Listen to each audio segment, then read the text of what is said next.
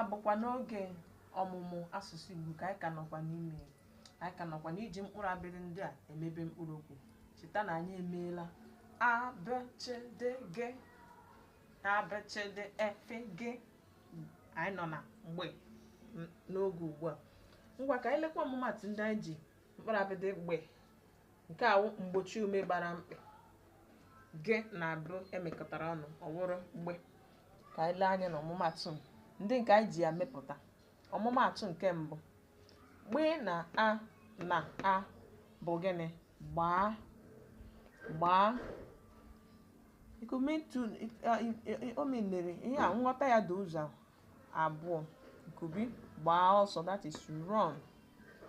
Gbaa ọsọ, itinye ọsị ọ, gbaa ọsọ, shoot. Gbaa, shoot. Maybe ị chọrọ ihe dịka gbaa egbe or gbaa ball. So that's why you have two different words here, but n'asụsụ Igbo nghọta ya bụ ofu, gbaa, run or shoot. Ngwa n'ọmụmatụ nke abụọ, gbe na u na rị na o bụ gịnị? Gburu, gburu, killed, gburu, killed, killed. Ngwa n'ọmụmatụ nke atọ, gbe na u na o bụ gịnị? Gbuo, gbuo, gbuo, kill. That is past tense of the present of is present tense of this kill. Now here is past tense, killed. Gbuo, gburu.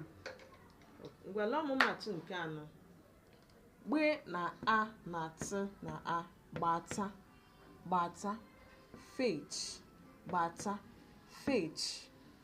Ngwa ọmụmatụ nke ise, gbe na a na t na a na r na a, gbatara, gbatara, fetched, past tense of fetch.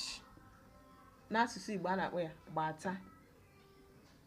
Tense ndị na-azụ ya bụrụ gịnị? Gbatara, bụ nke ndị Igbo na-akpọ fetched. Dere gawazie. Ọmụmatụ ya karịrị akarị, mana ọ bụ oke a ka anyị wetara gị. Chetakwa na ka anyị na-akụzi ihe ndị a, ohere dịkwara gị nwe ijikwa aka gị na-eme n'onwe gị ịhụ ma ihe ndị ahụ anyị na-akụzi na-emetekwa ya. Inwe ajụjụ sara ya na comment section, ma jisi ike na-ezisa ọmụmụ ihe a ka ịhụ ka the video pụtara. Don't just scroll. Ile ya anya, ilecha the video, ị na-ezisara anyị ya ka anyị nwee ike kwalite asụsụ Igbo ka ọ gaa